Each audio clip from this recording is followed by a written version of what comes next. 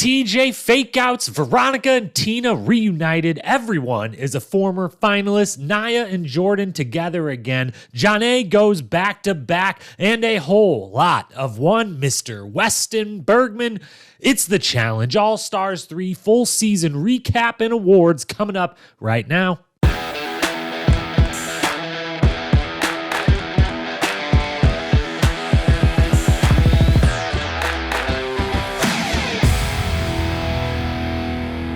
What up, my fellow challenge lovers? Welcome to The Challenge Historian, where we dive deep into all things the challenge, past, present, or future. If it's happening in the challenge universe, then we are here to document it. I am your host and dedicated challenge historian, Jacob Hollabaugh. Thank you so very, very much for being here with me today. On today's podcast, we are taking one last long look back at the marvelous season that was All-Stars 3. Came to a conclusion last week. Jonna and Wes won. We talked about all of that, covered it with our final episode recap, but now it is time to discuss the season as a whole. One long, big look back at the full body of work that is All-Stars 3. Before we dive in, program notes for the week are as follows. Today is obviously all about All-Stars 3, our last day discussing that season with any regularity, at least on the podcast. Thursday morning, I will be back to break down episode 2 of the Challenge USA. Those recaps will continue all USA season long, posting early Thursday morning. And then on Friday of this week, I will have the next episode in our rewatch series posted. That would be season 12, Fresh Meat. An absolute favorite of mine. Very excited for that, to dive back in and talk about that with you on Friday. That is all in programming notes front. As always, hit the follow or subscribe button wherever you may be listening so you do not miss an episode.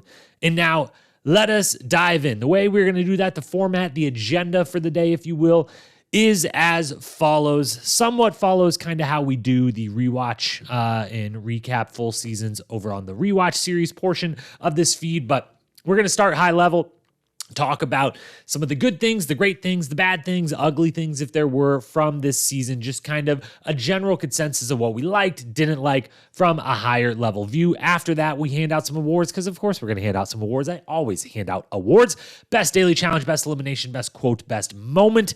Followed that up with a full performance review for every single one of our 25 cast members this season. I promise to go super fast. I know sometimes I can be a little long-winded in anything, but especially when I go full cast list through. But everyone gets a performance review and an acknowledgement of highlights. Do we want them back? Do we not want them back? What are our hopes for the future for each and every one of them? And then finally, we'll wrap things up by talking final season grade, season MVP, and our hopes for All-Stars 4, 5, the entire All-Stars franchise moving forward. So that is a lot to get to. So let's go ahead and dive on in and start with that high-level view and talk about everything good, bad, or in between from this season of All-Stars 3. To kick things off, let's talk about, we're going to call this the good, the great, the bad, the ugly. I know obviously the regular phrase there, the good, the bad, and the ugly, but I want to also talk about the great, so we're going to throw that in there. Pretty much, you're good, you're great, you're bad, you're ugly. It makes sense. There's stuff that's pretty good or pretty bad, and then there's stuff that hits those polar extremes. We're going to talk about all four. I like talking about good things first. Plus, thankfully, with this season of All-Stars 3, there was way more good and great than there was bad or ugly. So let's get into it. Good things first. Let's start with the good things about this season, a lot of the stuff that we really, really liked. And it starts, as it has to, with the people that are the most important, and that is the cast itself.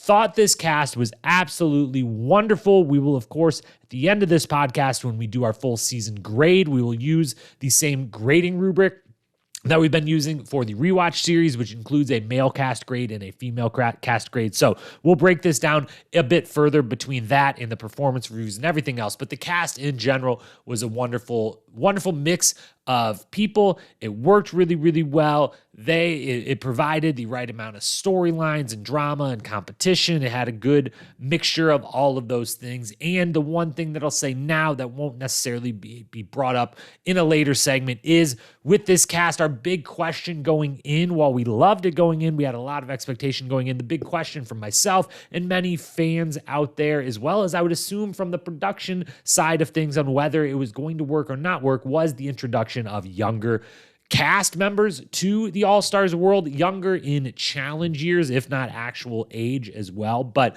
the Kaylas, the Sylvias, the Jordans, the Nayas of the world that were in challenge years at least, were debuting in the early, mid, or late 20s of seasons versus, we got Cynthia on here who's Road Rules All-Stars Challenge Season 1, Mark, Road Rules Season 1. We got, our normal mix of OGs, but we brought in a lot of a younger crowd as well. And I thought it worked really, really well. We had some reservations going in about if the show was getting a little ahead of itself by blending the flagship into this, as much as this felt like a slow but necessary blending of those two shows. But I thought across the board, everyone that fit that, title of kind of the youngish crowd, the Jordan, Naya, Sylvia, Kayla, really the big four that I'm looking at there, I thought they, were wonderful additions to it. They really had all good seasons. We'll talk their all individual performance reviews later, but I thought it worked really well. It added a nice dynamic and it wasn't too overbearing. There wasn't too many of them. And so that storyline was, it simmered quite a bit, but it never went over the top. It never became like a young versus old thing like we thought maybe it could.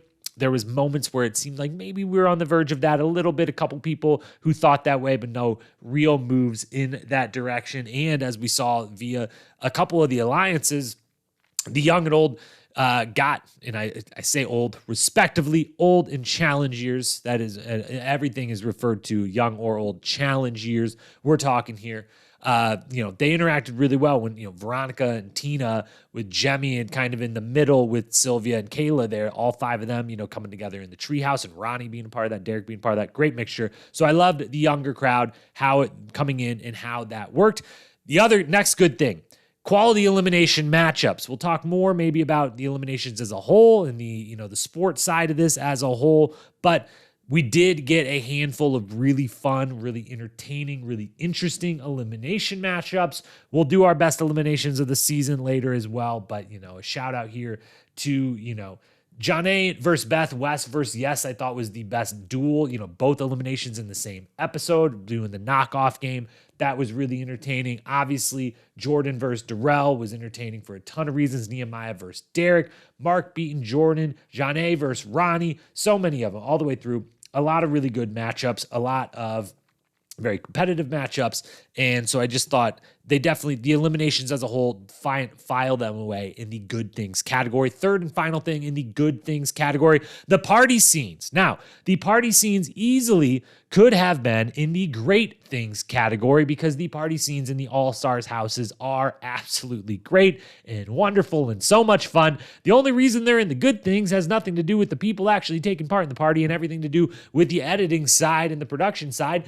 Let me see more of it. Why were they so short? The very initial one we got a decent amount from, and I know that those, even in an All-Stars house, the parties end up turning into, the entrances are all cool and everything, but really everyone just ends up talking strategy. I get that that's probably happening in these as well, and so there's not a whole lot to go off of other than, hey, can you guys all like crank the music up and dance for like 2 minutes so we can film some of that and get a little footage of that. But show us more. Whatever's going on, when they all dress up, costumes are just dressing up, wanting to look their best. Either version, it's always fun. It's always such a good time. So show us more of that. Still a good thing about this season. Could have been a great thing in the future. That would be one tip I would give the editing side. As always, the show and the little things, the mundane stuff in the house is oftentimes as entertaining or more than actually, if you shaved 45, 60 seconds off of a daily challenge or elimination here or there.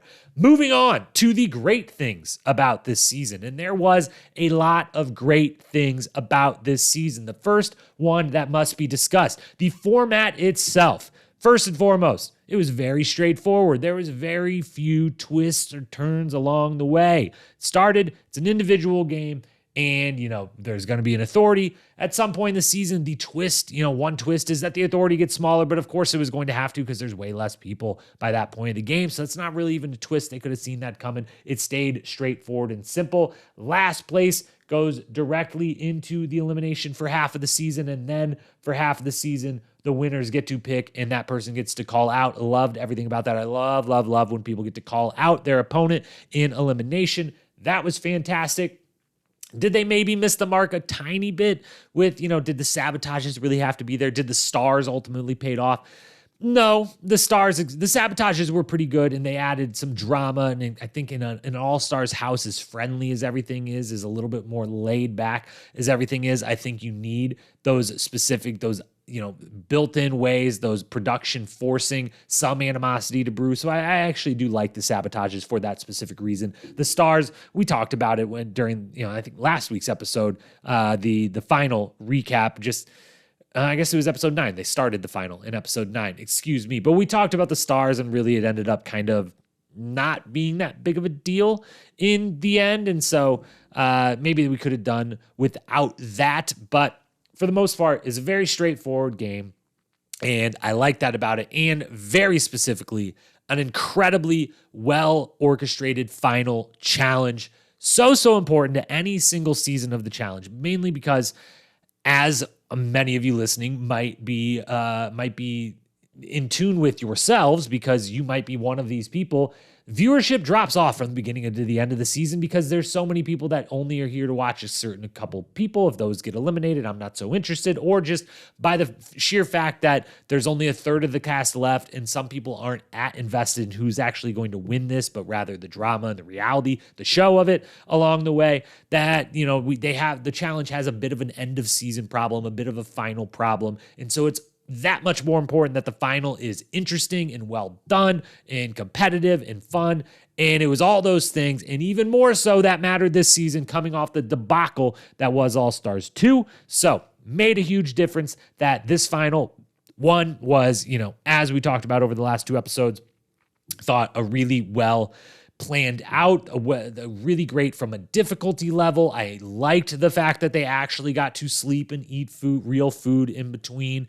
I liked the amount of, everything they had to do, the mix up of, physical stuff, endurance stuff, mental stuff. Someone gets eliminated through, in the end, the eating, everything about it.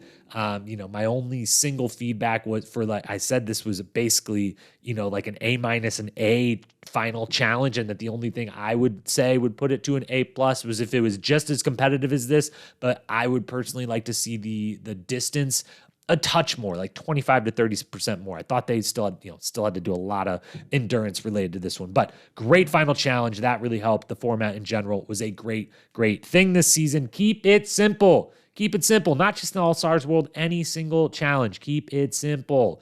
That stuff isn't what everyone's coming for.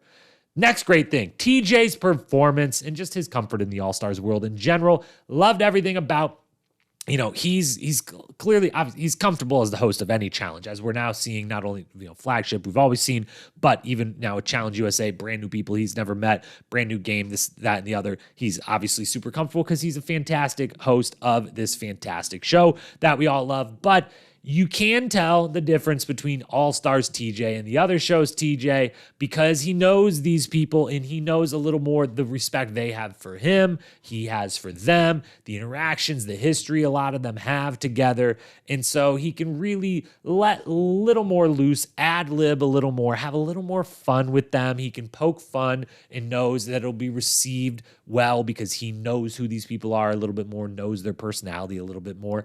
And so, him, roasting Tina after her falling from the swing, or, the back and forth he has with Veronica during trivia, or just how giddy he was for trivia in the first place, the multiple fake outs he pulls this season, all of it. TJ's performance, fantastic as always, and I just love watching TJ cook in the world of All-Stars. Third great thing, Nia and Jordan's arc, we came into the season very excited. I obviously huge Jordan fan, huge Nia fan, and was very much interested in both of them, and specifically, Nia having the last time she'd been on the show been the situation that it was, her getting removed from the game. Really was hopeful to get not just that they have some sort of redemptive arc to them or get to show off that, hey, that wasn't the real me, maybe even then, but even if it was, I've grown in so many ways. Getting to show that and getting to be on the season long enough to really get to show that multiple times over, and not just, if they get eliminated 1 or 2 episodes in, they're like, all right, well, you were there a couple days. We didn't get a great vibe check on, where you are at in life now. So I love their arc, love the two of them together, everything about them, a couple of the different conversations they have from the entrance and, to Jordan leaving and how that affected Nia and her overcoming that and some of the conversations that led to her and Nehemiah. That will be discussed later on in this podcast. So loved everything about that. That fits the bill of a great thing from the season. Fourth thing that is a great thing, the house itself, just quick shout out, going in, Mark Long and a few others said this is the best challenge house there's ever been, just as far as the actual challenge, the house itself. And, we never get the full tour of it, which I think of all the bonus content that is put out on, the Instagram, TikToks, whatever feeds these days, I would love every season of full, MTV Cribs style walkthrough of the entire challenge house. This one looked like a true A+. It lived up to the billing of maybe the best challenge house ever. I'll still take Fresh Meat 2 up in British Columbia, but I'm just partial to the log cabin in the woods. So that was a great thing. And the fifth and final great thing about this season, not to spoil the best moment award later, I don't actually believe this is not the winner of it, but it very well will be nominated. And that is the introduction sequence in episode 1, just the entire way they handled the episode 1 in the introduction. And I can just rope into the first 2 episodes as a unit. They dropped 2 episodes at once, and they were both so unbelievably good. They're both A+, as we said at the time in the podcast, Instagram, everywhere. Just such an unbelievable job, such an unbelievably high bar they set. And the way they did the introductions, having Tina and Veronica and Mark as the first 3 and Tina and Veronica together as the very first 2, spot on, so smart. They know what they're doing. They know what they got. They know who their stars are. They're stars of stars. Obviously, all these people are stars in their own right, but they knew exactly how to lead it off. The pairings they put together for the entrance, the entire first episode to 2 episodes, the whole thing, they just started off so well. They did it so exactly right. And it was an absolutely great thing. So those are the good things. Those are the great things. Let's move into talking about some of the negative side, because there's obviously negatives. Nothing's perfect. No challenge season has ever been perfect. No anything really in the world's ever been perfect, but certainly no challenge season. So the fact that there's a few bad or ugly things isn't to say that this wasn't some unbelievable season. It isn't to say that I dislike this season in any single way, because obviously if you listened all season long and you just listen to me list those good and great things about this season, I'll adore this season. I think it's awesome. We'll give it its final grade later on in the pod. But for now, we do got to talk about some of the things that could have been a little better, could have been adjusted, could be adjusted for future seasons. Let's talk the bad things first. The first bad thing is something they had no control over. It's just the circumstances of what it was, and that was the injuries and people leaving. We had Melinda re-injure the ankle that she had injured on the previous season. She has to, bow out of an elimination without actually competing. We have Jemmy, with the family emergency back home.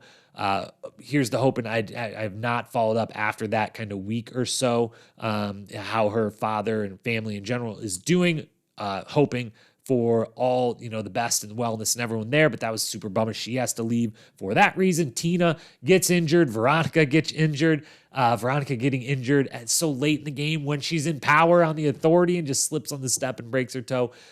Those were huge losses, all 4 of them, and especially respectfully to Melinda and Jemmy. Tina and Veronica both going out in the season without losing an elimination, but both getting injured.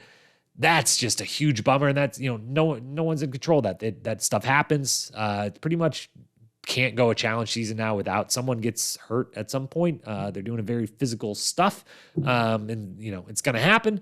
It's unfortunate, but it's kind of become the norm, and it stinks that we had 4 people, and it would suck to have 4 people out of any season, but the fact that it was all on the female side as well just made for a kind of really disjointed game and kind of threw off, possible storylines from really brewing, possible alliances or, rivalries or just animosity in general from really brewing.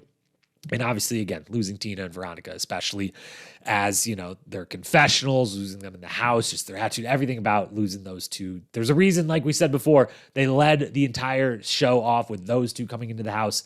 It was so great, it was so wonderful. And the fact neither of them actually lost an elimination or lost anything to go home really, really stinks. But out of their control. Next bad thing about this season, which was in their control, I got to say the dailies themselves, not necessarily the competition or the cast performances in it. The cast, because of how great they are, made some of these very average dailies a lot of fun because of their kind of commentary about it or their performances sometimes about it. But the dailies themselves were kind of average and leaves me wanting them to bring in only the classics. I appreciate that any season of the challenge now, and especially All-Stars, they're always and forever going to have trivia. That's wonderful. It's All-Stars. You're allowed to have the kind of same challenges every season of All-Stars. I'd be totally okay with that. I don't know if I'm just, that's just me, that's my opinion, or if others would agree with that. But, come up with kind of the best you've got from a daily challenge standpoint and kind of run those back over and over and over, because it felt like, it's already hard enough every season of the challenge for that they have to come up with all these new kind of random games for them to play. But now the fact that we have 3 different strains of the branches, whatever you want to call it, of the franchise going, that's so many daily challenges to come up. It's okay if All-Stars is just a lot of repeat the same things kind of over and over. I'd be okay with that. And the same on the elimination front. I'd be fine with the exact same amount set of eliminations every single season of All-Stars. If they were like, hey, these are like the 8 best eliminations we've ever put forward, we're going to do 6 of those 8 every single season, and then we'll kind of have 2 spots that are more on a rotation. I would even love and think, and again, this one may very much just be a me. I feel like I might be a little bit on an island on this one, but bring back like either the cards or the wheel, like the cards from the duel or the wheel from Gauntlet 2, TJ's first season, where, put the 8 games that we love the most on a wheel, throw it was captain's choice then, but, this time, whoever last place choice, whoever, person in the arena's choice to pick between those games, whatever it may be. I'd be okay with that. Just, it's All-Stars. Give us more than the All-Stars cast. Give us the All-Stars version of eliminations and dailies. I thought they could have been a good amount better this season or a little more interesting themselves. Third and final thing on the bad thing side, I'm not going to belabor this point because I've done 2 different long rants throughout this season about it. If you missed those, you can go back. I forget what episodes it was in. I believe would have been in the episode 7 recap, maybe 6 or 7, whatnot. But set proper expectations. Whatever the episode where West does his little call to bananas, I guess that would have been episode 5 because he throws himself in against episode 9 because it's the second time around. Regardless, show notes, whatever, you can find it, but I'm not going to do it again. But set proper expectations, the editing team. The fact that we got in our trailers in this season's on, you made the bananas reveal and the Beth entrance or the possible, a replacement player. You kind of faked that it was going to be mercenaries or whatever. Yes, I'm dumb and fell for it, but that was the point. You were trying to get dumb people like myself to fall for it, and we did. And then we had this unrealistic expectation. And then when we get fed good, but we expected great, we can't properly enjoy the good that we're getting. That's the short Cliff Notes version of that rant. I've done it before, not going to do it again. But set proper expectations. We love the challenge. You don't have to sell us a bunch of stuff that's not going to actually happen to get us to watch. We're going to watch, okay? So set the proper expectations. And then those are all the bad things. We head to the ugly things. There's only one ugly thing this season, thank goodness. And really, it could just be called a really bad thing. I think ugly, maybe I should, keep for only, the warts that we've occasionally talked about in the rewatch series, or when, something really, really untoward or bad, happens. That's real sketch, real bummer, real not great. But if we got to put anything in the ugly category this season, Beth's rumor mongering in that entire, that storyline within the episode of, the rumors she started about Jonna and MJ, we let our feelings be known on that recap podcast as well. Those feelings have not changed with time. I don't believe there's been any evidence of the sort to help change those in any slight bit of way. So yeah, didn't like that. Not going to rehash it because it doesn't deserve even the airtime I've currently given it. So that is your only ugly thing. So overall, way more good, way more great than ever any bad or ugly. That stands to reason for this being an absolutely kick-ass season. We, of course, will grade it on full later on. But before we do that, we got to hand out some awards. This is the Challenge Historian. I love giving out awards. You know this by now. So let's take a quick break and head on into the awards segment. Let's hand out some hardware. We start with the best daily challenge of the season. Did I just previously call the daily challenges a little bit average? Yes, I did, but that doesn't mean that some of them weren't awesome. And as I said before, even if the actual what they were doing, I thought, wasn't the most creative, the most interesting, the cast itself excelled at making them interesting. There's 3 nominees for the best daily challenge this season. The first one, episode 2, Out of Reach. This one was the one where they were in the swings. They had to kick over the box with the key in it, swim to shore, do the puzzle. And this one, of course, is remembered most for Tina somehow falling out of her swing, but then also somehow holding herself hanging from the bottom of the swing upside down. It was hilarious. TJ roasted her afterwards. This one also very competitive, very interesting from a strategy standpoint. A decent amount of people not being able to do the swinging part, end up saving their energy, wait till the end, just try to do the puzzle faster. The puzzle itself as an early, puzzle gauge. We had a couple different dailies that really relied on the puzzle at the end, which were nice gauges for us to see where these people are at on the puzzle side of things, headed into a possible final challenge where we knew they would be a part of. I honestly thought they might have been a bigger part of the final challenge than they ended up being. But all in all, a great daily challenge, episode 2, Out of Reach. Second nominee, episode number 6, Stacked. This one had the many stations and people eliminated as they went on. A couple people out per time. There was paddleboarding involved. There was puzzles involved. There was running involved. I really like this one as someone who's recently got back into the world of Survivor. I liked the Survivor-like stations and the people eliminated along the way. I enjoyed, the differentiation, or wrong word, but the mixture of all these different activities all in one little one.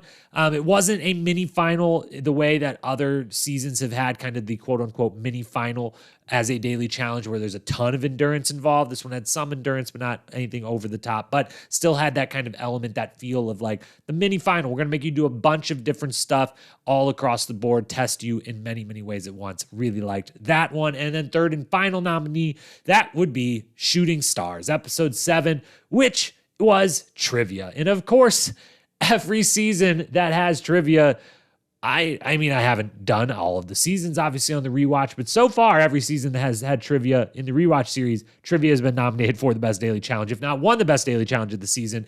It sticks to reason that would be how it ends up here on All-Stars, when trivia is even better, because TJ somehow has even more fun with All-Stars trivia than he even does on the flagship, or probably when I'm sure we'll see it on the Challenge USA and anywhere else TJ and the Challenge go. The trivia was great. Derek winning was fun. Veronica winning was even more fun. Loved everything about it. The back and forths they had during it. The fact that they knew in advance, the moment they walked up, that TJ was there, that it was going to be trivia. They could see it on TJ's face. There was no hiding it from him. Oh, fuck. That's a podium. He has that "we're about to do trivia" smile. He's got the laugh ready. How's it going, everyone? Yeah! Well, some of you have already guessed it. By your face. Because I can't get the smile off my face.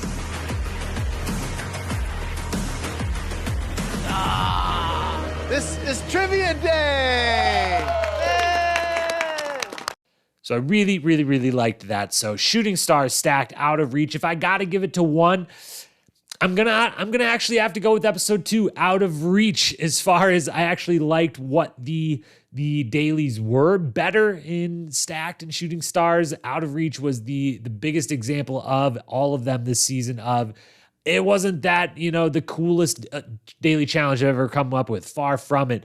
But the cast made it amazing by their commentary, by their antics, by the ones that did good and the ones that did bad, like Tina, turning it into a very entertaining thing. So I'm going to go with the best daily of the season was episode 2's Out of Reach.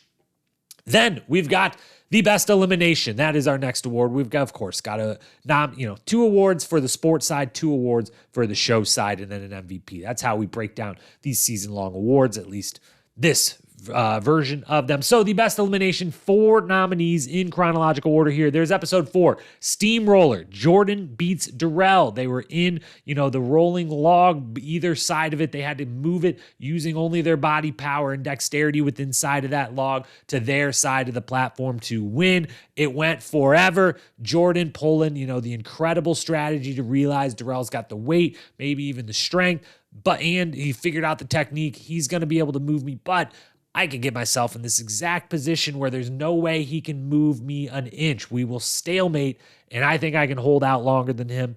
Yet another, it's classic Jordan finding a way, finding the exact strategy it would take to work in something where maybe he is at the disadvantage physically. Size mattered more the most of anything in this, but he's able to overcome that. Wears Darrell out to the point Darrell ends up cramping like crazy, having to, go into the medical tent and into the ambulance.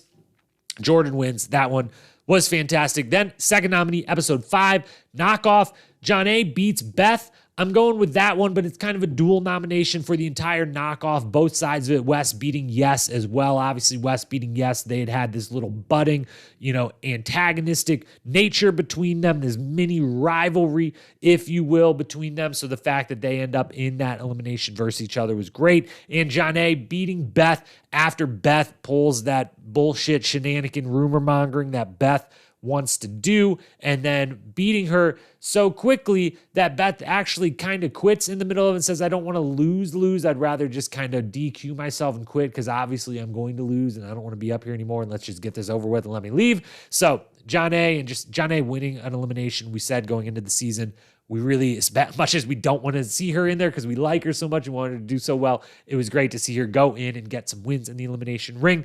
Then third nominee, Starstruck, Naya beating Sylvia, episode 6. If we were giving a best full elimination, both, guy and girl elimination at the same time award, I think Knockoff might slightly beat Starstruck, but shout out Derek winning that one over MJ as well, and doing a puzzle and kind of overcoming that little bit of the monkey on his back with that. But really, Starstruck, it was Naya beating Sylvia, that one-shot pool shot, how fast she went through the puzzle part, just how the eruption of joy from her when she pulls it off the win, everything about that was absolutely great. And then fourth and final nominee, of course, it's going to be here, episode 9, Light My Fire, a.k.a. Pole Wrestle, but with a slight twist on the very end, Nehemiah beating Derek. Nehemiah going in, even though, Derek should have called out Wes. It is what it is. It was more on the editors than Derek himself, but he calls Nehemiah instead because he thinks it'll be a little easier. And Nehemiah lets him know that no one from Real World Austin is going to be beat by Derek in a pole wrestle. He beats him, and seemingly it could have just been the edit, but it seems like pretty quickly and confidently.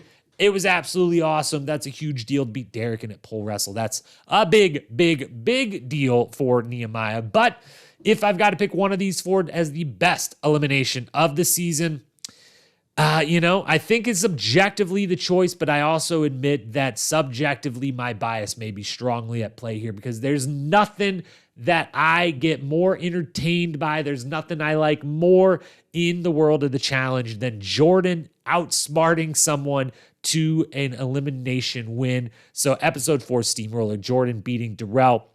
I'm going to have to go ahead and go with that as the best elimination of the season. Then we've got the best quote. Now, this is a loaded category. We looked at all of the quotes that we nominate episode after episode all season long, and these are all stars. They know how to give a good confessional. They know how to make a witty remark in the field of play. So we're going to try to move through these quickly, but we do have 7 nominees here. So let's bang them out quick. Let's go with episode 1, a chronological order as always. Episode 1, Tina, upon her entrance, her analogy of herself to bourbon. Take it away, Tina. Under my name. See if this door is big enough for my ego. People describe me as loud. I can be difficult, kind of like a glass of bourbon, where at first it has a bite and you're like, but I'm nicer than they expect. Here's to us. To us, you ready to do this? I'm ready. Let's do it. Cheers. I'm happy you're here. I'm happy you're here. I love you. Love you too. We then have episode 3. Our second nominee is Wes. His first, not his last. I believe Wes, while I didn't add it up, had the most nominations for quote of the week. If you counted every episode throughout the season, he's got 2 nominations here for the quote of the season. And this one is in regards to his budding feud with Yes, what he thinks of Yes as a part of his life. Take it away, Wes. Oh, now you're really learning how to manipulate the old ginger here. No, I see what you're doing. what I mean. Oh. I do love to stir the pot. And I'm gonna put him in my little fucking pot and I'm gonna stir him around because he's nothing but an ingredient in my life that I am going to bake, eat, and shit out. Third nominee then goes to TJ Lavin himself. Of course, the host with the most can get in on these awards. He always has been able to. He always will be able to. And he had me in absolute stitches a couple different times this season, but none more so than in episode 4. They're standing out over a building. A bunch of people are getting scared of the heights because they always do, because of course they do. Heights are extremely scary if you didn't know. But TJ lets them know, hey, don't worry about falling. Falling doesn't kill you, but tells them exactly what may. Take it away, TJ. Right now, questioning my life choices. I don't feel good. I feel nauseous, might panic, might puke, There's a lot of things going on. Oh, you're all right. Calm down. Take a deep breath. Not the fall that kills you. It's the sudden stop at the end. That's the only bad part. It's just even more gravitas having a TJ Lavin, someone who, has had a horrific high fall major injury in his life and a bunch of falls from high places from this extreme sport that he partook in and was a Hall of Famer at. So it just adds a little bit more zest to that zinger there. Next nominee then also comes from episode 4 and actually comes from Naya in response to all of TJ's needling about how she's feeling standing on top of that building. We said heights were scary. Naya makes that known with this. I'm thinking about tearing a page out of Darrell's book right now. Oh my God. I'm either gonna vomit, faint, or pee on myself. Then we've got Sylvia in episode 6. Her and Kellyanne had, not the best relationship during the season. It came to a little bit of a head during this episode, and she made this comment. Going up to Kellyanne and having this conversation literally tastes like vinegar every single word that's coming out of my mouth. It's literally painful. But I do it because this $500,000 would be huge for my family. This is why I'm here. The first little taste of power that she gets, and she's on a fucking power trip. So, okay, sis, I see you. I don't give a shit if it was $1 million or not. Kellyanne can actually eat shit with an extra side of gluten. We said it in the episode 6 recap. We'll say it again now. That's just a specific type of mean that, it doesn't cross any lines, but it's mean and it's fun and vindictive and it's great. And I love it. Then 2 more nominees to go. Second to last nomination comes from episode 8, Nehemiah. Prior to his matchup in pole wrestle with Derek, he lets us, the viewers, know that, yeah, you might think I'm Zen, but there's a reason for that you're not realizing. I feel like it's time to go to that dark place that I've been trying to avoid. I gotta bring out that monster that I keep hitting far away. People think that I got Zen to save myself, but I really got Zen to save everybody from me. So he doesn't know what type of fight that he's getting himself into tonight. He wanted it, he's about to get it. Sometimes we bite off more than we can chew. time to go to work. If this award was the most badass sounding quote of the season, I think Nehemiah would take it with that. Our final award, though, for the best quote in general of the season is Wes for the second time. This one, in the moment, the difficulty levels of in the moment, you're in the final, you're competing, you're in the end of final, you're like more than halfway through day 2 of the final, you're doing the eating portion, and to be able to, in that moment, remember, hey, I'm making a TV show, I got to be entertaining, and I can do it by kind of needling my opponents a little bit. Wes is just a true professional, and of course, he's a genius, he's witty, he's smart, he's got the funny things to say. Take it away, Wes. Oh, here's the brain. I'll give you guys a hint. If you eat the brain, you might be smarter for the puzzle that's coming up next. Fuck off. Part of me is hoping that I just faint. Yeah, same. Now, those were all fantastic quotes. They all deserve their nominations, but to try to pick one between one of them, because they're so different. Some of them are talking shit. Some of them are being funny. Some of them are self-deprecating. Some of them are in the field. Most of them are in confessionals. It's all over the place. So really what this comes down to is Wes got nominated twice, and he could have had multiple other nominees, as we said before. He had so many Quote of the Week nominations and wins throughout the season that feels only right that he wins the best quote of the entire season. I'm going to go with he's nothing but an ingredient in my life that I'm going to bake, eat, and shit out. Loved that from him. Loved everything from him. He would be and is, not just would be, but is, because just because this is All-Stars doesn't mean that we can't do the Dan Renzi Award for the Confessional King or Queen of the Season. With respect to Tina, who was well on her way to taking home this award, not for the first time, she ends up out in episode 3. That's not a big enough body of work. It ends up going to Wes for sure. So both the quote of the season and the Dan Renzi Award for the Confessional King of the Season goes to Mr. Weston Bergman.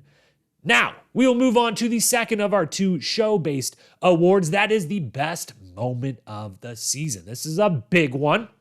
There are 1, 2, 3, 4, 5, 6, 7 nominees here, ranging in all different types. Some of them we've already even touched on, some we have not. So some we'll go through real quick. Others will maybe talk about and just rejoice about a little bit longer here. Again, as always, in chronological order. We start with episode number 2, Tina hanging from the swing, the commentary from the rest of the cast on land as this is happening, and TJ roasting her at the end. Everything about that was so wonderful. Great job. I could see some people definitely dominated the playground. Some of you didn't. Latarian, not so hot. I'll be seeing you in the arena. And Tina, obviously, you didn't do anything in the playground. Why? No! Tina. Why? I did great. Wow. I was the first one down. Tina, I have never in my life seen anyone shit the bed that bad ever in my life. I'm getting better with age. That's strategy. Okay, I like it. Well, Tina, I'll be seeing you in the elimination round. Tina, the best sport, one of the best, truest all-star OG legends this game, show, sport, whatever you want to call it, has ever seen. Love Tina to death. Then also in episode 2, a kind of dual nomination, if you will. Nomination number 2 goes to TJ's 2 big fake outs of the season. One was in episode 2, the other was in episode 9. The episode 2 was first on Tina when he tells Tina in the moment, Melinda says, I got this ankle, I'm not going to go tonight. I got it, I can't compete anymore. She's going to go home. TJ gives the fake out of, okay, well, I'm sorry to hear that, but Tina, you do still have to pick someone to go against. Go ahead, turn around, see who up there do you want to have. That fake out was absolutely fantastic. And then the second time he does it, we talked about a great, unbelievable, probably his best ever fake out, but also secretly really, really, really mean is Kayla and Kellyanne having to watch Derek and Nehemiah do pole wrestle, thinking they're about to pole wrestle, then put all the gear on, do their pre-elimination interviews, confessionals, whatever you want to call them, get in the ring, pick up and hold on to the pole. TJ say, here we go, back away like he's going to blow the horn all the way up to the last second, and then says, you know what, never mind. You can stop letting that adrenaline running the way it had to be running, every fiber of their body being tense, anxious, excited, nervous, the whole thing, and then no release of any of that. We talked about it at length. can't believe what that would feel like in the immediate moment of like, I can't believe I made the final, but also holy shit, I got to get this out of my body. Just unbelievable. But TJ's 2 fake outs, both incredible moments. Jointly, they are nominated for the moment of the season. Third nominee goes to the Yes and Wes Have a Meeting, episode 3. Yes and Wes, there's the animosities of brewing. They don't play the game the same way. They both acknowledge that early on, and they decide to have a meeting about just that, see if they can reconcile in any way. And it doesn't go great, but from an entertainment value, it is fantastic. Those two, their entire storyline really was one of the biggest storylines of the season, even, if halfway through, it was eliminated halfway through by, Wes beating Yes, but the first 5 episodes, half the season, that is kind of one of, if not the dominant storyline or the dominant kind of rivalry, animosity that you found in this season. Then we have episode 4, Jordan beating Darrell in Steamroller, plus just everything him and Nia within that episode. And we got a lot of them in their storylines and arcs within that episode. So bottle that all up, call it a nominee for the moment of the season. The best elimination is always going to probably get nominated almost any season for the best moment as well, which it does here. Then we've got Nehemiah and Wes on paddleboards together. This was in episode 6. This was in Stacked, the daily challenge we referenced during that award. They ended up being the 2 that made it to the paddleboarding segment, but were in last and not going to make it on to the next. So they had a nice, leisurely little paddle together, as best bros do. We got a little montage of it, talks of, doing this with my good friend from way back, Austin, to now. Loved everything about that. That was a quick, a little bit smaller of a moment, but I loved and cherished so much. I think everyone loved and cherished it a lot. I think I do have some strong bias from, Austin, as I've said many times before. Everyone that watched Real World has their kind of, their 3 to 4 season run that was like their Real World seasons, their peak because of their age or what they were going through in life. Austin was squarely in my peak Real World fandom phase, so loved them, have forever. Then we got episode 8, Nia and Nehemiah's chat about having a why. Respectfully, I believe it was either Jonna or someone else was sitting with them, but they were the only 2 really talking.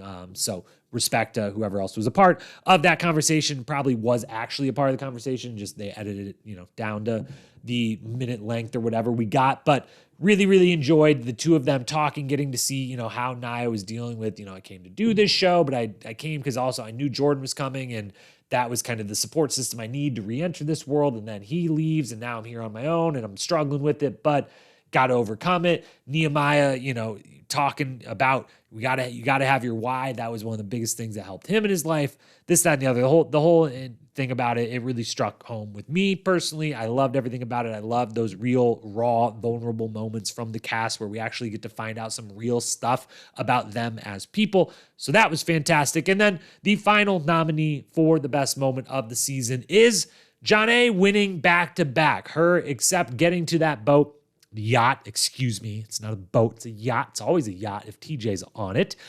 This one actually was for real, definitely qualifies as a yacht in every sense of the word.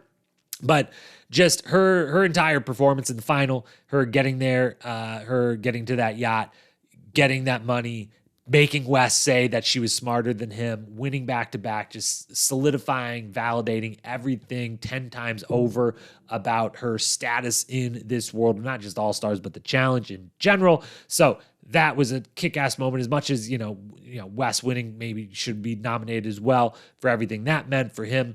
We'll talk a little bit later about the fact that the 2 of them winning was so good for the show, but Jonna winning back-to-back on its own gets its own nomination for the moment of the season.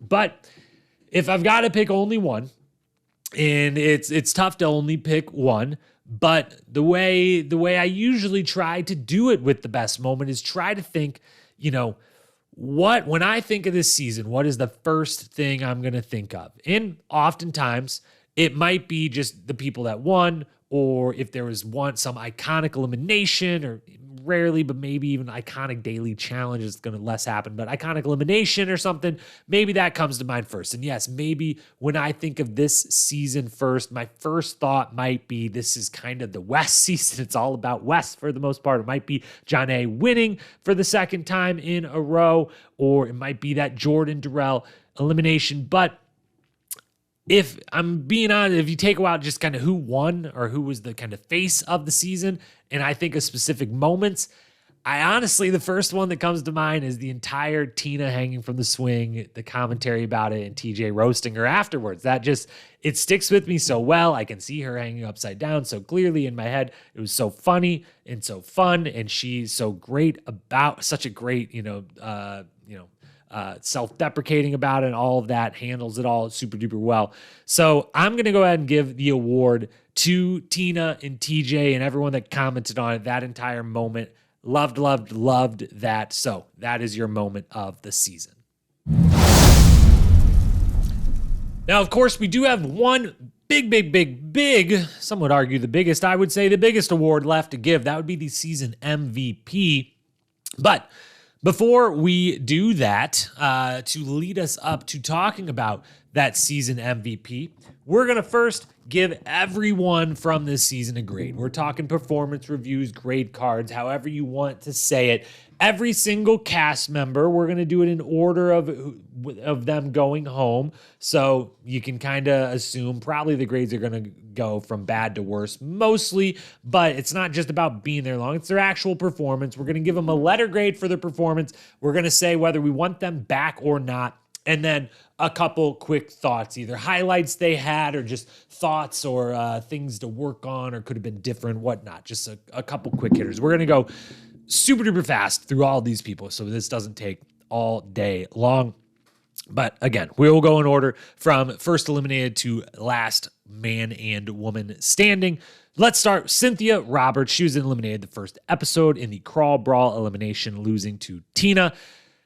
It pains me to say this about a former season MVP, season 1 challenge OG before, sometimes not even recognized as the first season of the challenge, Road Rules All-Star. She was the season MVP of it.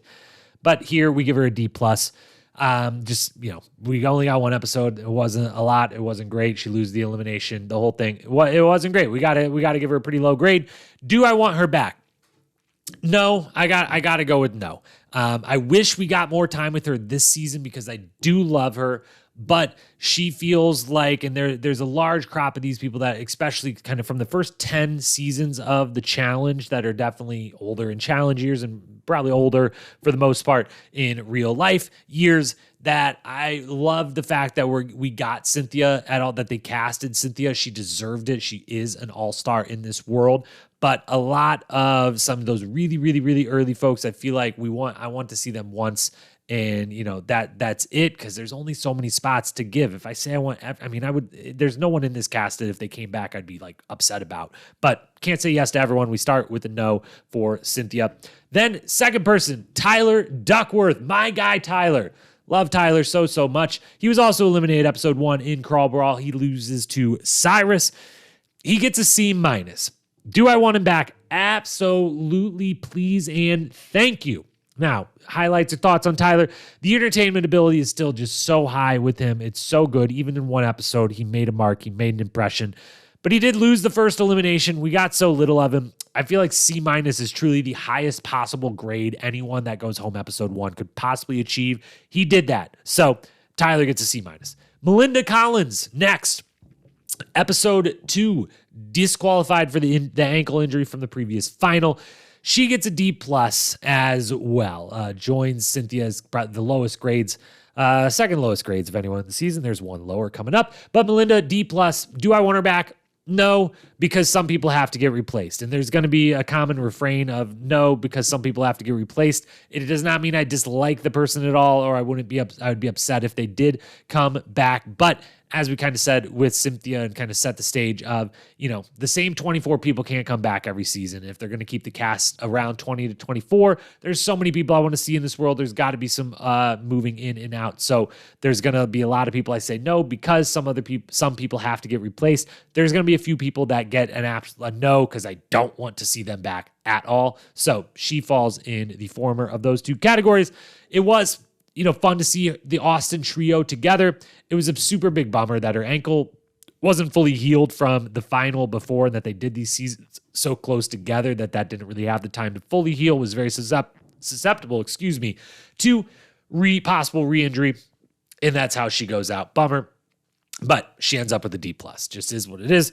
Letarian Wallace next, eliminated in episode 2 in the Lights Out elimination, lost to Mark Long, the Godfather. Letarian gets a C- for this season. Do I want him back? Same thing as last. No, because some people have to get replaced. I've really enjoyed getting the Letarian in these 3 seasons of All-Stars. I've loved that the people who hadn't seen him before, hadn't seen some of the early seasons of the show, get to learn about Letarian, the incredible, legendary human being that he is, the unbelievably wonderful human being that he is. He's always a great guy. He's clearly beloved by the rest of the cast members, and thankfully it seems by fans as well at this point, so love that. But I think he's one that is going to have to bow out at least for a couple seasons from coming back. Moving on to Tina. Tina, an A- from Tina. Yes, she goes out in episode 3 with the broken hand that she suffered during the daily challenge, but man, did she give us a lot in those 3 episodes, and man, did it suck that she got injured and went home because of that. Do I want her back? Yes, please, and thank you. Her and Tyler might be the two of the 3 biggest. Yes, please, please, please bring them back. Of anyone on this list, highlights, or thoughts on Tina. Quick, she got the elimination win. That was awesome to see. The hanging from the swing moment, obviously, moment of the year. Basically won the daily challenge of the year. So lots of award trophies for Tina in a 3-episode run. All the commentary she gave, she was well on her way to a Confessional Queen award as well if she would have been around longer. The entrance with Veronica, the moment they had in the bunk beds, who thought we'd be in the bunk beds, however many years after the fact. Everything for Tina was great. A-. Sucks that she wasn't there longer. Jemmy is next. An incomplete grade for Jemmy because she does go home in episode 3. That's very early, and she leaves because of a serious health situation with her father. All the well wishes to him and to her and to the entire family. I can't give a grade for 3 episodes and then having to leave because of a family emergency. Do I want her back though? I'm going to go no. She was one of the ones I was kind of the least excited to see in this pretty stacked cast, and so she's going to fit in the no because some people have to get replaced. 2 seasons of All-Stars is great. Jemmy deserved it. She is an all-star. But I'm going to go with no because some people have to get replaced for wanting back. And then from a highlights or just commentary standpoint, I think she would, the biggest reason why it was such a bummer for her to have to bow out so early is I feel like she was the perfect kind of glue person or bridge between some of the different groups in the house and between that kind of younger and older crews in the house. And she was going to be able to play a very pivotal role that I thought could have done a lot of good for the show on the show side of things. And it's just a bummer she had to leave. And again, hope her dad is doing well, the whole family, her, herself, everyone doing well. Moving on to Cyrus. Good old Cyrus here. He gets a B. Do I want Cyrus back? Yes, mostly because we know from following Cyrus that the Cyrus we saw in this season, yes, he was shredded up. He was looking great. He was transformed from the last time we saw him to this time. But we know that outside of the show, that has only continued and then some. My man is unbelievably looking great these days. Absolutely shredded up. Putting in an incredible amount of work day after day to be the best possible version of himself at this day and age. So I want to see he had the elimination win versus Tyler. I want to see Cyrus back on the show to continue showing off that work he's putting in. And he always improves the vibe, the party, the everything. He just brings good things to the show. That's why he's an OG legend. He gets a B for this season. 1 elimination win, 1 elimination loss. It rounds out to a nice B. Then we got Kendall, another B. She was out in episode 4. Steamroller lost to Beth. Do I want Kendall back? Yes. Is that somewhat biased because I just like Kendall as a human being too much to not see her get another shot at making the final? Yes, for sure. She's been on all 3. You could say that maybe some other people should get that spot, but I just adore Kendall, so I want to see her back. And because for the really the 3rd season in a row, I don't feel like she has gotten the fairest shake of things, be it an injury on previous seasons and whatnot, or this season. The biggest thing about it is she just got a horrible draw of the elimination game versus Beth. 9 out of 10 eliminations they could put in front of them. She's going to beat Beth. They give her the one that simply the biggest factor at all is just size and strength.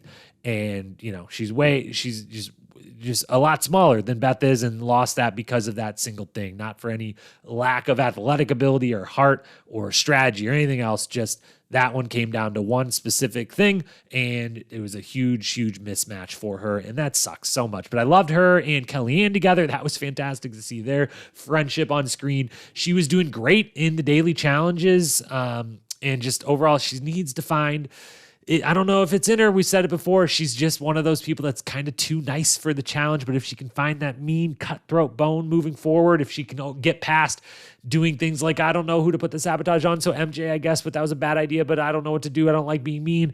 If she could get past that, you still get to be the wonderful human being that she is, but you just got to be a little more cutthroat here or there. But yes, I want her back. A B for Kendall. Darrell, next up, C+ for Darrell. Do I want him back? Yes, but I would prefer to have one season off. I think you should take one season off and then come back in a slight variation, kind of in between of a no and yes. But yes, season off first. Highlights from Darrell, not a lot of them, which is why it's a C+. He never made the authority. He got last place. He gassed out in elimination, but to say he gassed out in elimination is super unfair. He went forever in the brutal, humid heat of Panama versus Jordan in elimination and eventually cramped up. That's pretty fair. That's going to happen to almost anyone. If anyone else probably just gives up versus actually goes until body failure. So it's actually kind of a compliment in the end of how incredible it was that he was like, I'll go until literally my body seizes up on me, and did. Still fun to have him around as always. Again, want him back, maybe one season off though first. Then we've got Beth. She went out in episode 5 in the knockoff elimination loss to Jonna / kind of quit, but she was going to lose anyways, probably. She gets a D. Do I want her back? No. I am still upset at the rumor spreading and the quitting in the daily, the kind of quitting in the elimination, and that being Beth's MO, rumors and quitting. Long history of her on the show doing both of those things. I'm just kind of over Beth on the challenge. I don't think this is the right show for her to showcase the entertainment values that she has. Some other types of shows, absolutely, maybe, possibly, but I don't need her on the challenge anymore. Yes is next. It's a C+ for yes. Also, elimination knockoff loss to Wes, episode 5. Do I want him back? I think so. I think it's a yes. This was one of the ones I was torn the most on. I've enjoyed him being back on the show and obviously winning the first season. I think anytime someone wins a title, I think they should be, be invited to pretty much every season for the next 3 or 4 just because they're, a recent champion. So I think yes. I think yes is the answer to do I want yes back? Yes. The mini rivalry with Wes was obviously super duper fun. TJ called him the greatest human in challenge history, so that's a feather in a cap if I've ever seen one. He made the authority twice, so he's competing super duper well. And, he just lost elimination to a really awesome player in a game that, was very evenly matched between them. So he gets a C+, and a lot of that might be just because the last time we saw him, he was winning. So, we're grading all these people on their own individual curves as much as anything. He gets a C+. Then we've got Sylvia eliminated in episode 6 by that one-shot pool shot from Naya in Starstruck. B- for Sylvia.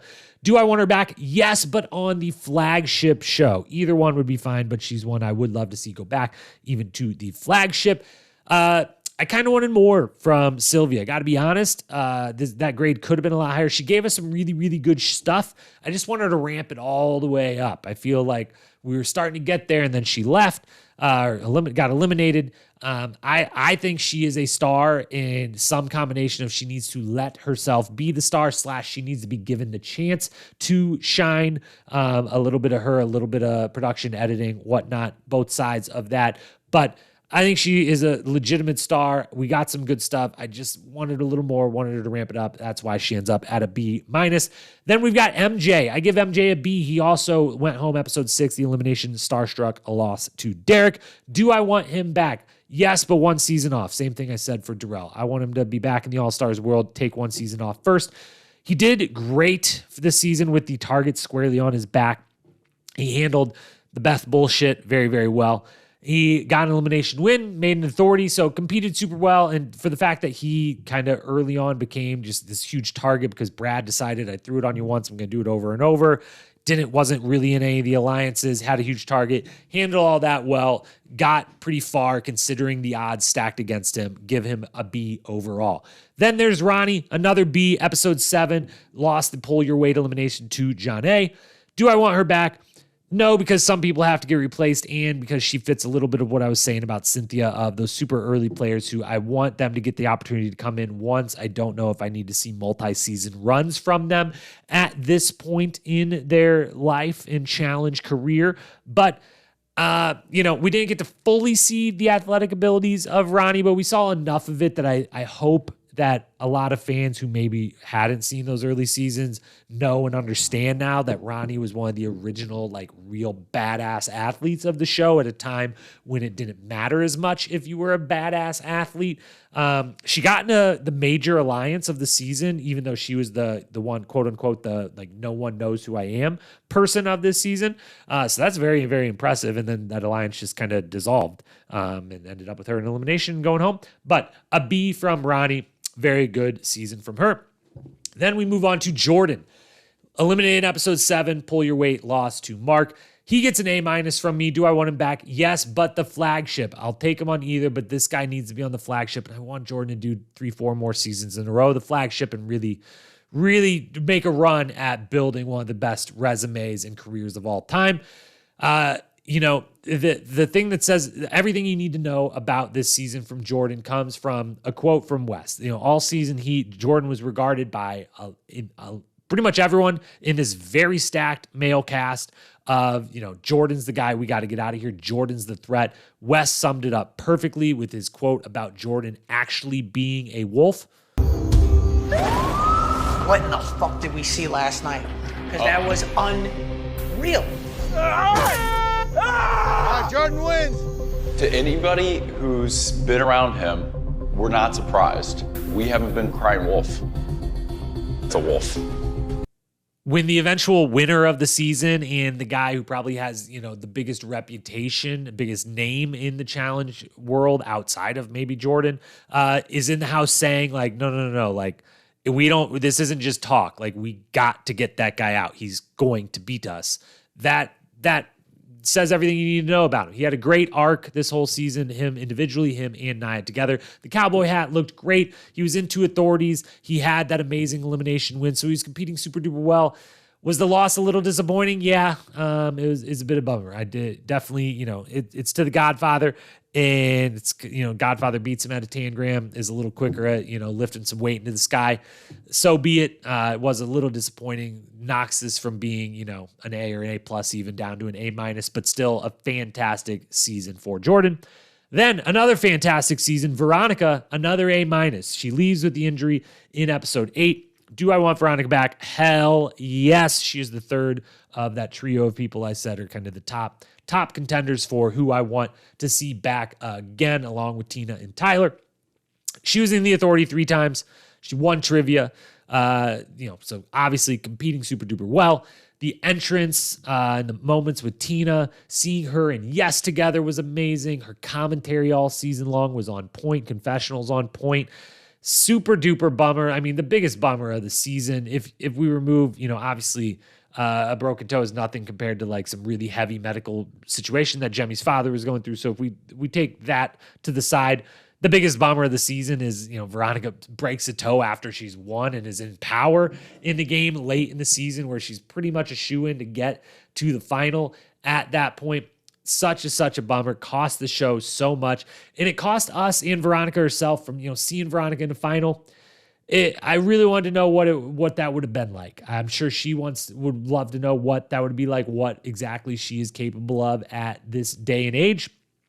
And, if I'm being super duper honest, even though Veronica, the original star of the challenge, the first ever true challenge star, I love her to death. Queen Veronica for life.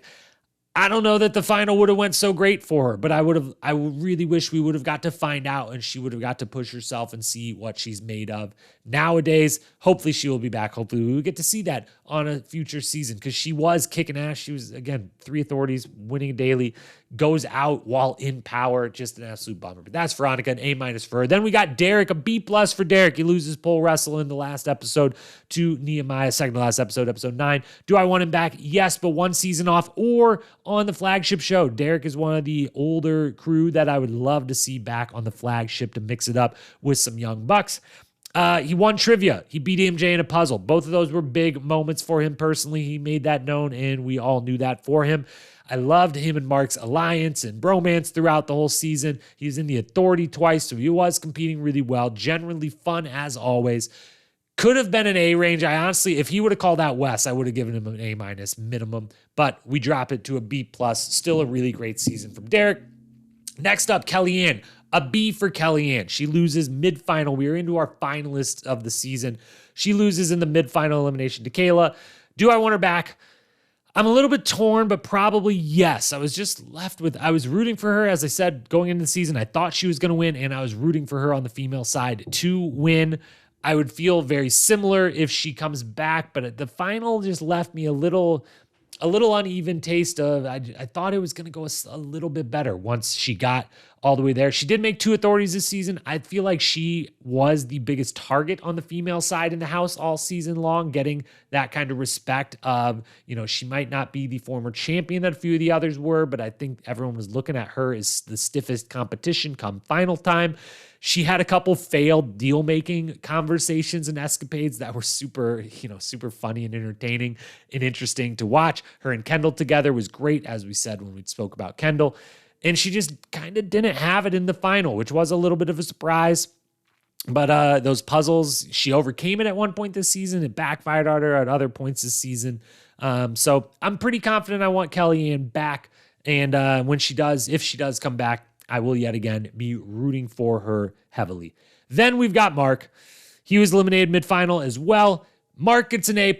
You know why? Because he's the goddamn Godfather, and we still owe him every bit of praise and thank you every day of our lives, every episode of any All-Stars season that this all exists, thanks in large part mostly to himself, the Godfather. He gets an A+ because of that more than anything. He could have gone out in episode 1. He might get an A+ just for the fact All-Stars 3 exists in our world right now. But he makes to the final, and let's be honest, I think even if you asked him in a moment of pure, truth serum, whatever you want to do, I would even think that he might say, yeah, I'm probably never going to win an individual final anymore, but that's fine. So I feel like he reached his full potential. The best case he's going to do is make the final and compete really well in it, as he did.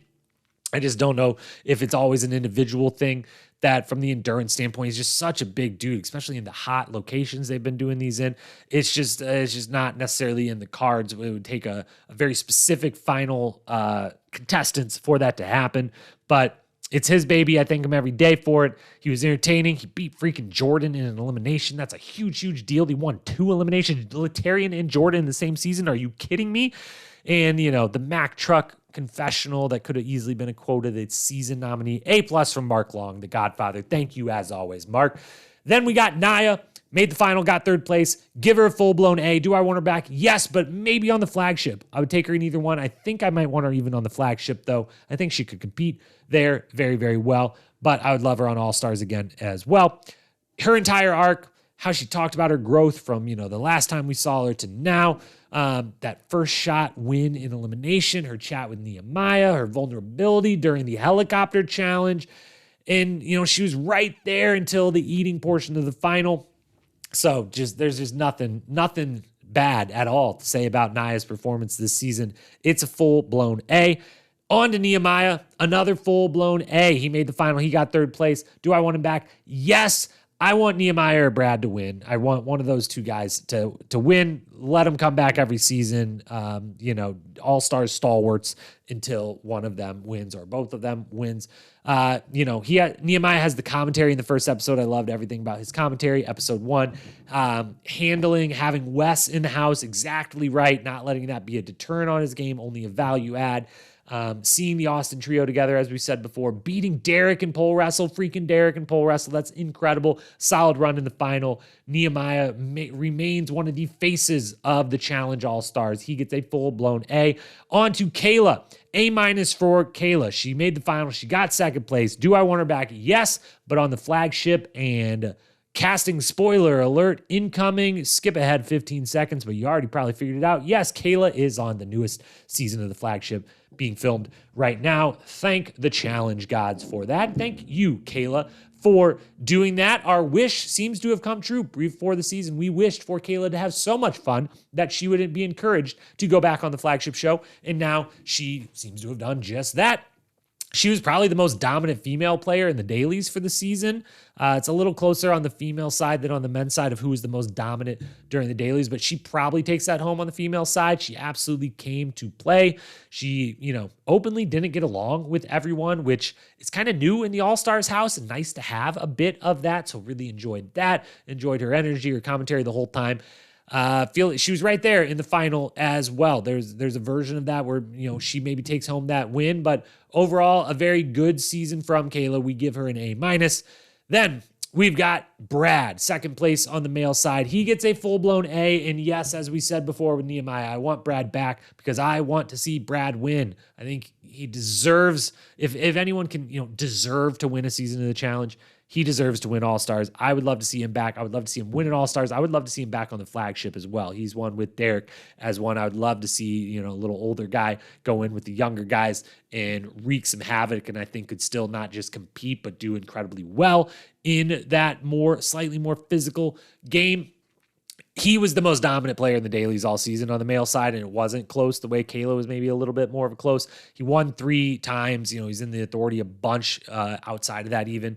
And he played the middle of 2 alliances really, really well and never got put in a position where he had to pick between them. Wes and Nehemiah on one side, Mark and Derek on the other. It got right down there at the end where it felt like it might have to come down to a choice between him. Never did. Good. Thankfully for him for that. He kept his composure at all times. His beard's on point. Brad had a killer season, an absolute A. Then we've got our 2 winners, and wouldn't you know it, they're both an A+. Jonna makes the final and wins. Do I want her back? Yes, she literally has to be back. Unless, she doesn't want to. She's earned that right as well. She's earned anything she wants in the world of the challenge. Back-to-back champion, absolute badass, the GOAT of the Challenge All-Stars world, 3 seasons in. She's got to be back. She's got to defend. See if she can go the 3-peat. Are you kidding me? I feel like she could. She handled the Beth situation really, really well. That shitty, dumb situation that it was. She won 2 eliminations to round out that resume even more than it already was. She played the most impressive of all that. She was playing solo the whole time. She never really was a part of any of the alliances. She had MJ, who they were each looking out for each other for, the time he was there. But they never were able to wrangle an alliance together to kind of get a bunch of the other kind of stray cast members aligned against the big tree house or the kind of 2 different sections of the guys' side of things that were going on. And yet with, not having that, that rock solid social bonds that would always, that would got her to finals in the past. She has to go into a couple eliminations. She kicks ass. She does so. She does well in some of the dailies. She gets to the final. She whoops ass. She takes home her 2nd straight win. What more is there to say? It's an absolute full-blown A+ for Jonna. And finally, Mr. Weston Bergman, an A+ as well. He won the season. And he didn't just win the money and the title on the men's side. He won the season. Let's be honest. This was the Wes season. This season was about Wes more than anything else. We didn't talk about it in the good, the bad, the good, the great, the bad, the ugly segment, the kind of pseudo storyline segment that we started this whole thing off with, because we saved it for now. This season was about Wes. He immediately made it about Wes, as only Wes can do in an endearing and enjoyable way. And he pulls it off and he goes all the way and he ends up winning the whole freaking thing and backs every single bit of it up. He made it all about him and then pulled it off and it worked. And that's incredible. I've said a couple times in the last few episodes of the recaps of the season, I said this was the most Wes season ever. This was just like the perfect encapsulation of who Wes has always been was always going to grow into. And all of the best things about Wes were on display this season. And even some things that some people in the past may have been bad things about him, or maybe he had to, workshop and figure out how to make the entertaining or the fun version of something that, can be antagonistic. He even got all the way there. And that's the fully realized Wes on the challenge, the most Wes season ever. His confessionals on point, his strategy on point, talking shit throughout, backing it up. As we talked about, what I believe to have been a true mastermind moment in this season of when he sacrificed himself to go into elimination versus yes, thinking that he was going to have to my thinking of what I think his thinking was in that moment, but did not say out loud, was, hey, I'm probably going to end up in elimination one way or the other. I feel like if I go in one, I can keep myself out of others. Why don't I go in against Yes, who I view as the easiest of no easy choices of people to go against? I got this little rivalry. It'll be great for the show. I think I'll be able to win, and then I'll be able to ride that and use that as justification for why I can maybe wiggle my way out of ever going in an elimination again. And if I get to the final, I'm going to win. I think that was all very masterminded. That may be giving him too much credit, but he's earned me giving him too much credit at this point for masterminding. It is Wes we're talking about. So just flawless from start to finish, all about him, and it worked. It worked. As I said before, obviously, Real World Austin is right smack dab is my real world season of the kind of 3 to 4 seasons that are my real world seasons, my prime real world fandomship. I've loved Wes from the beginning. Even when he was kind of a miserable asshole at times in some of his earliest seasons, I still loved him. I loved everything he was bringing to the show. I love actual real life Wes. Think he's just the best. And so for me, for someone who thinks that of him and is that kind of fan of his, the most Wes season ever, of course I'm going to love it. And he gave it to us. He gets an A+. He gets the win.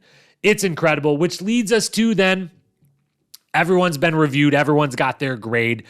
We go to our season MVP, which we don't really, it's probably going to be no surprise what this ends up being. I don't know if it goes exactly off of who got what letter grade, but it's not necessarily. It's slightly different than, everyone's grade itself, but it still somewhat matches up. So before we say our top 5 ballot for the season MVP, special shout out one more final time to the Godfather, to Mark Long. Deserves to be on the MVP ballot again just because of the fact that this wouldn't exist without him or yourself, you, the listener, the challenge fans that made the We Want OGs movement possible. We're repping the We Want OGs shirt today for the pod, for all the All-Stars pod. We got to rep the We Want OGs because that's what it's all about. So special shout out Mark Long. But our top 5 ballot in reverse order: Kayla in 5th, Naya in 4th, Jordan in 3rd. We'll pause there. Those 3 I just thought, competed super well. We're a part of the best storylines. We're bringing everything to the table that we'd want in a great challenge season. They were all deserving of getting some votes, making the top 5 ballot for MVP. We talked about them all before. We don't have to do it again. The final 2, I was a little torn, but obviously not that much by everything I just previously said. Jonna comes in 2nd. It takes a pretty incredible performance to beat her performance and her going back to back and just seizing this game in this franchise of All-Stars, by the throat and making it entirely her own and being the star, the GOAT of the challenge All-Stars. But we did get just that such performance from Wes. It was the season of Wes. He was the most valuable player this season by far, and even over someone who is as valuable to this season and to this franchise as Jonna has proven to be. Wes is the season MVP. I didn't even look back. I don't need to. I think he won like 5 of the 10 episode MVPs. It's just an incredible virtuoso performance from Wes. The most Wes season there will ever be. I don't think he could ever top this season as a more Wes season. So hats off to you, Mr. Bergman. Another trophy, another title to add to your illustrious career. With that, we've come to the time of the podcast where there's only one thing left to do. We talked about a bunch of high-level stuff we liked and didn't like about the season. We handed out some awards for the best of the season. We gave every single cast member a performance review and a grade, and we named Wes the MVP. Now we've got to give the season its overall grade and place it in the Pantheon of challenge history for all time, which, you know, is slightly eventually, as we do the rewatch series in full and every season of the flagship gets graded out, we will at some point integrate the All-Stars world, the flagship world, all of the history becomes one challenge history together. So we're going to grade this the same way we would do a regular season on during the rewatch series, which means we got a female cast grade, a male cast grade, a sport grade, and a show grade. We split the cast up into the two sides. We split the whole thing up between the show and the sport, the two pillars that make up the show, and then that leads us to our overall letter grade. We are difficult graders here. C range is still a solid season. B range is really good. It takes a hell of a great season to get into the A range. I'm not going to go over the grading scale. If you've been listening for any episodes at all, you probably know by now. I am a bit of a stickler of a grader. Honestly, I kind of feel like I went easy on my performance reviews just a moment ago, but I digress. The season grade, the full season grade. Let's start off with the female cast grade. Start off with all the subgrades first, leading up to the big overall grade. Female cast. We're giving it a B. Now, how we've always done the kind of cast grades, we look at how many heavy hitters were there, how many solid contributors were there, how many duds were there. And on the female side this season, you know, part of it is that whether you want to or not, the brain's always going to kind of compare, you know, the female cast versus the male cast, and which kind of split the casting in two, as I've literally done here for grade purposes. And, you know, there's going to end up being some comparison in there, and the male cast is, the male cast this season is incredible. Talk about it in a moment. So that may color this a little, but if we run through our normal listing, on the heavy hitter side, we got Jonna, Veronica, and Tina. Jonna is fully in the heavy hitter category at this point. She has earned that and then some. Veronica and Tina have been in that category for a hell of a long time. That's the category they are in forever. They are all three there. So, you know, of 12 in what ended up being 13 cast members on the female side, only 3 in the heavy hitters category. That's a little light, especially for an all-star season. On the solid front, Kayla, Naya, Kellyanne, Ronnie, Jemmy, Sylvia, Cynthia, Kendall. All of them really, really great, solid contributors to this franchise, their entire careers. I don't know if, you know, some of them maybe have arguments to maybe be considered in the heavy hitter category, but they all fall in the solid. And then on the duds front, you know, Beth is a huge name in the challenge world, but I feel like this season in particular for her, she gets demoted all the way to the duds category. And then I also have Melinda there. I love Melinda to death. She's amazing, and I've multiple times over talked about my real world Austin love on this podcast. But, you know, as far as her actual challenge career goes, it left a little bit wanting back in the flagship days. She had an incredible All-Stars 2 season, but overall, you know, not a huge name in the world of the challenge, and, you know, bows out early with an injury this season. So she falls to that bottom category. So overall, the female cast, we're giving it a B. Still solid, still a lot to love. But overall, we got to give it a B. That puts it kind of in for, you know, comparing this to the first 11 seasons of the challenge that we've graded out so far. It puts it squarely kind of in the middle. It's nowhere near as bad as a couple seasons got there, but it's nowhere near the highs of, you know, an Inferno 2 or an Inferno 1 as the two best, you know, female casts we've ever gotten. So it's a B. It's still really, really solid. Really, really enjoyed this collection of women. Then on the male cast grade, that's a full-blown A, because our heavy hitters category, we got Wes, Brad, Mark, Derek, Jordan, Darrell, Cyrus, Tyler. That's a lot. That is 8 of 12 fall in the heavy hitters category. That's insanity. And the other 4 are all in the solid contributor category. Nehemiah, MJ, yes, Latarian. That's about as good as it gets. You know, it would be an incredible world if we got an all-star season where it was like, hey, 24 people, 24 heavy hitters. That's the dream. That's the ideal scenario. It's doubtful to happen. The fact that on the male side of this cast, we got 8 out of 12 in the heavy hitter category and the other 4 all in solid, no duds to speak of. That gets you a full-blown A. That puts you right up there with the best male casts we've ever had. right along with, the other ones that have gotten for reference an A before is season 2, Real World Road Rules Challenge, season 8, The Inferno, and season 10, The Inferno 2. So again, Inferno, just if you haven't been listening to the rewatch series at all, the Inferno season's really, really, really top notch. Now, back to this one. The sport grade, we give it a B. The B is really supported in a big way by the final being so great, so well run, so enjoyable, competitive, and all that, and that being somewhat of a rarity in the challenge world. That really boosts this grade and holds it up a lot. The elims were hit and miss. We had a couple like awesome ones, but in general, they were a little bit average. And then as we talked about, the dailies had some really funny moments because the cast is so good, as we said before, but the dailies themselves, very, very average. So that sport grade, not going to be super high, really buoyed by that incredible finals and the 1 or 2 really awesome eliminations. It gets a B. And then the show grade, a B plus. Now, the first 2 episodes were so good. They were both A plus episodes. It was unbelievable the high that we started the season on. There were some things that got derailed that were just totally not in the control. The injuries and that people having to leave, that's not in the show's control, but it does derail a lot of the drama or the storylines of the season. And then Wes's dominance and how much this was about Wes and that he made it about Wes and pulled that off. While that's incredible and great and a real, a plus, a value add to the season, it does suck a lot of the oxygen out of the room and kind of stop some other stuff maybe from cropping up, where the best case scenario, the seasons that would get in the A range on the show grade are going to have, 3 or 4 really awesome things going on and don't have one thing being so dominant.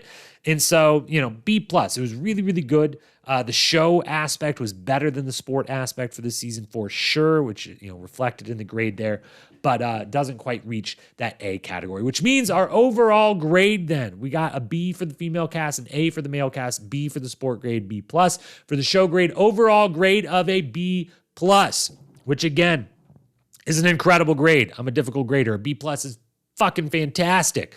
Super strong start to the season and a really strong, which is sometimes rare, finish to the season. The middle dipped for sure, which keeping it from kind of all-time great status, which is AKA the A range is like all-time great status. So this was knocking on the door of all-time great status. It nearly got there. It fell just short, which means it's still a kick-ass season of the challenge that I look forward to rewatching multiple times over in the future. There was a version of this season. I could see a version of this season, same cast, same format, same thing. Just, if this season happened 10 times over, there's a couple of them that would have been a true A. If we had, without the injuries and the DQs, that definitely would have changed some things. If Jordan would have got to the end, because I think his storyline and his placement within this stacked male cast was so compelling, if he would have got to the end, that would have, increased that a little bit more. And maybe if there's a little bit more drama, maybe if Jemmy is able to stay around and maybe stirs the pot a little bit, or if Brad would have been forced to pick at some point, there would have been a big dramatic moment of like, you got to basically pick between Nehemiah and Wes and Mark and Derek, something to add a little bit more drama to the proceedings. There's a version of the season that could have got to the A. But between the strong start, the strong finish, all the great moments and quotes, everything we've talked about, the final thing that really helps it really helps it knock on that door of true greatness and fall just short into that great, but not all-time category is having good winners. And having good winners matters a lot. And these 2 winners, Jonna and Wes, for different reasons, were the best case scenario for the show, for who wins. And that matters a lot to the enjoyment of a season, to the overall arc and memories of the season. Having Jonna go back to back and having someone who All-Stars 1 season was one of the ones coming in was like, oh, Jonna's here. Okay. Yeah, I see the All-Star potential, but I don't know if, the resume was fully there. And then boom, 3 seasons later, the GOAT of All-Stars, 3 finals, 2 win. Tactically, you could almost say the 3-for-3 champion was the tied for the highest points in the All-Stars 1 finale on the female side, if they would have named a champion on both sides. But she won this season back-to-back, establishing herself as, having a dominant player in the All-Stars world. That is super duper helpful and great for the show. And then having Wes come in and being such a big deal that Wes was coming into All-Stars and having him solidify himself, and back up the reputation he had and just, live up to the, he comes into the house, guns blazing, talking shit. If he would have went out in the middle of it, it would have felt a certain way. But the fact that he went all the way and wins, I feel like that really was one of, if not the best case scenario for their male winner and their female winner. So overall, the season as a whole gets a B+, which puts it way up there. Again, we've only graded out 11 of the seasons of the flagship show thus far, as well as, Spies, Lies, and Allies and All-Stars 1 and 2. Graded a little differently, though. We'll have to redo those in the future. But a B+ puts it, way up there. The Inferno 1 and 2 are both A-minuses. They're the two best we've graded thus far. A B+ ties it with the Gauntlet 1 that we gave a B+, and the Challenge 2000 Season 3 that we gave a B+. So, it's up there. It's upper echelon for sure. It's great stuff. It's a fantastic season. I love it to death. Before we get out of here now, we've covered it all. Final thing we got to do is just a quick look forward, a quick look at the future of this franchise and some hopes for All-Stars 4. The first hope for All-Stars 4 is just that we get an All-Stars 4, which I think we will, for sure. I don't think there's any chance that we don't get an All-Stars 4, 5, 6, a bunch more of these. But let's talk the main thing when looking forward to an All-Stars 4. There's tons we could talk about, but really the only thing of interest to talk about is who I am desperate to see. The most fun thing about this world is seeing all these old OG faces coming back into our lives for another round. And we've gotten such a great cast all the way through this season, 2 prior seasons, the whole thing. It's all been so well done, so well executed. But who am I desperate to see? There's kind of three lists here. The first one is the people I'm desperate to see. But I know it's not going to happen for different reasons for each of them. But it feels like it's just no chance of happening. And those 4 would be Landon, Coral, Evelyn, and The Miz. I hold out hope that there's a way in The Miz's incredibly busy schedule for how important he was to the beginnings of this show.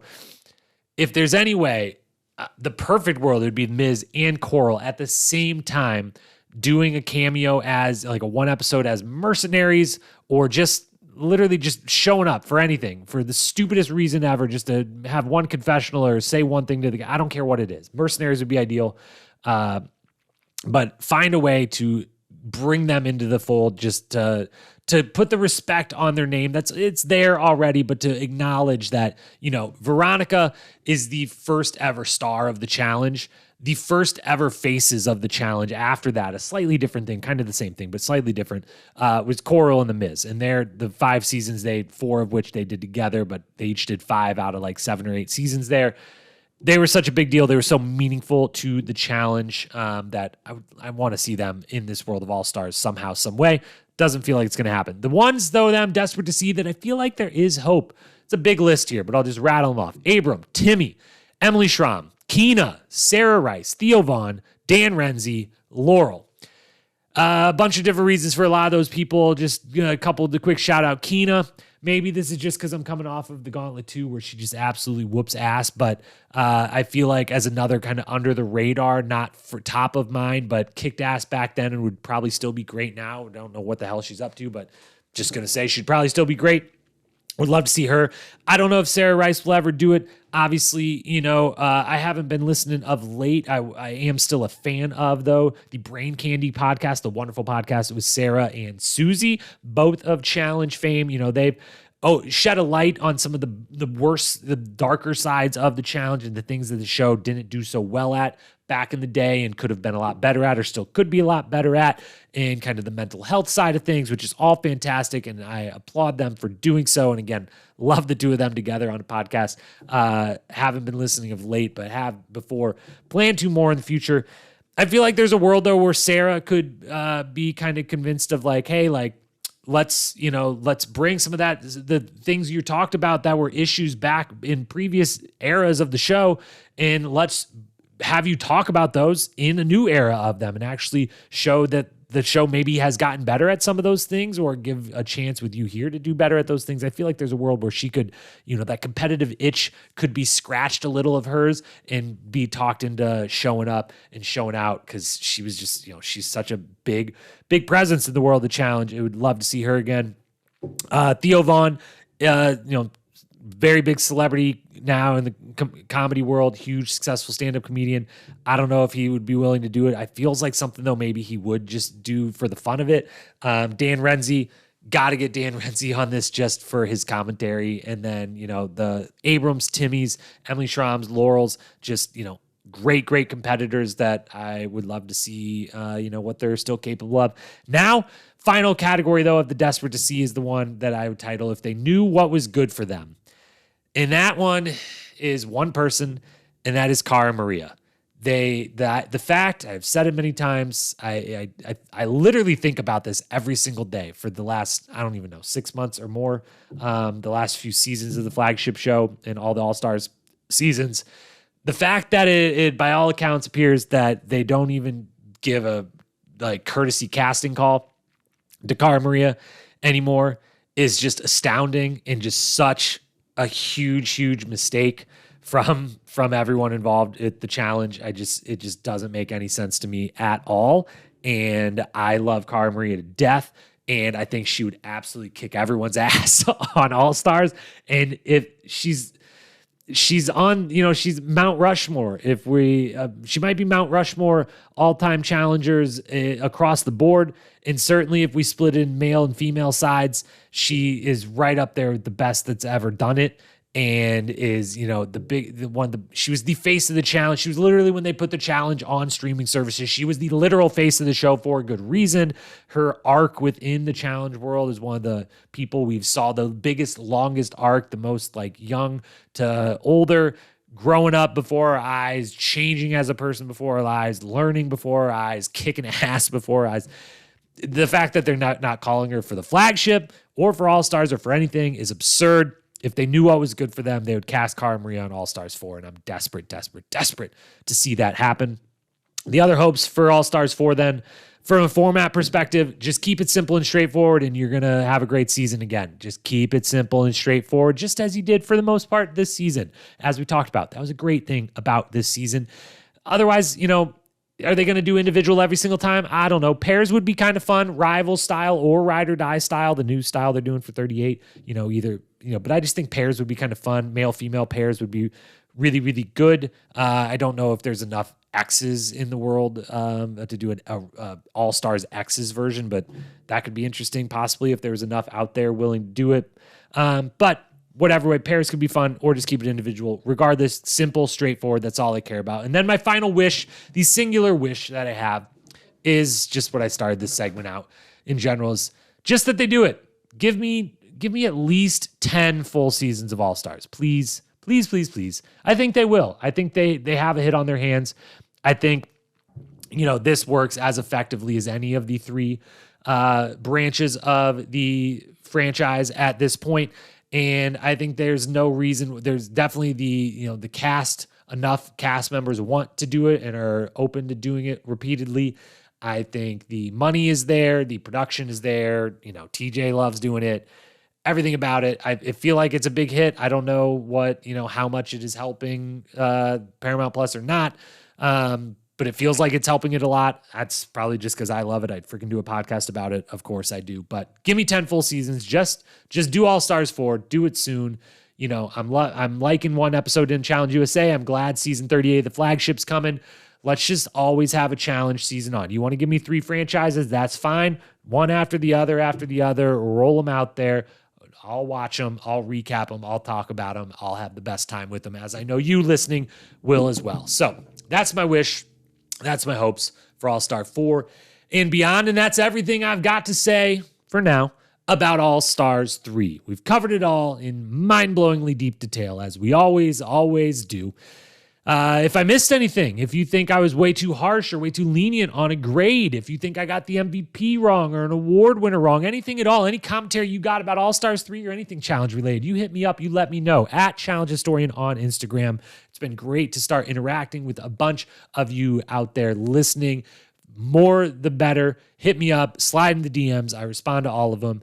Let me know what you thought about this season. I will be posting some of these awards and things on that Instagram account as well, possibly let you all vote on it and kind of reshape the awards I've already handed out, but we can still have separate votes on it, all that kind of fun stuff.